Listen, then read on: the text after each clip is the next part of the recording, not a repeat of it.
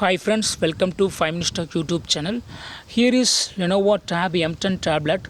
In this video, you will learn how to turn off alarm in your tablet Lenovo Tab M10. Suppose if you go set any alarm and if it repeated every day or some particular day at the alarm timing, if you would like to turn off alarm for the next one, yes, you can do it. What you have to do is go to the home page of our tablet and go to clock icon, and if you find this is the set alarm, just click on off, click on this button so that it will turn off. Okay, so in this way you can easily turn off particular alarm. Okay, if you would like to turn off this alarm, already it is turned off. Okay, suppose if it is turned on, yes, just turn off this button so that you can easily turn off this alarm too. Okay, so you can turn off one or more alarms here itself. Okay, so in this way you can easily turn off alarm in your tablet Lenovo Tab M10. That's all friends, thanks for watching, bye.